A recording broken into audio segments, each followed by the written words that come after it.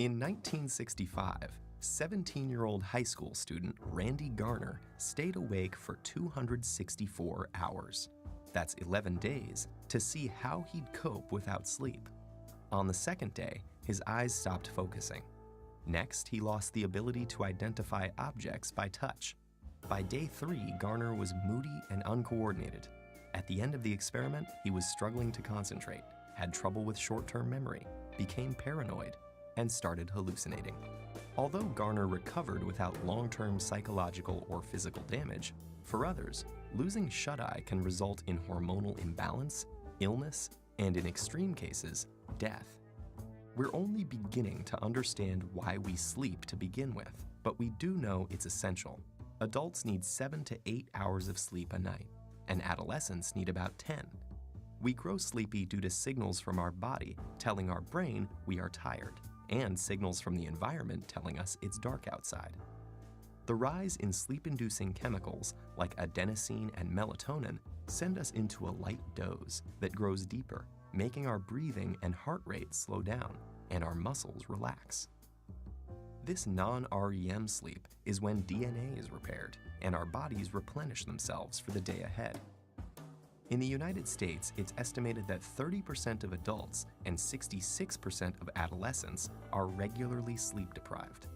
This isn't just a minor inconvenience. Staying awake can cause serious bodily harm. When we lose sleep, learning, memory, mood, and reaction time are affected. Sleeplessness may also cause inflammation, hallucinations, high blood pressure, and it's even been linked to diabetes and obesity. In 2014, a devoted soccer fan died after staying awake for 48 hours to watch the World Cup. While his untimely death was due to a stroke, studies show that chronically sleeping fewer than 6 hours a night increases stroke risk by 4.5 times compared to those getting a consistent 7 to 8 hours of shut-eye. For a handful of people on the planet who carry a rare inherited genetic mutation, sleeplessness is a daily reality. This condition, known as fatal familial insomnia, places the body in a nightmarish state of wakefulness, forbidding it from entering the sanctuary of sleep. Within months or years, this progressively worsening condition leads to dementia and death. How can sleep deprivation cause such immense suffering? Scientists think the answer lies with the accumulation of waste products in the brain. During our waking hours, our cells are busy using up our day's energy sources, which get broken down into various byproducts, including adenosine.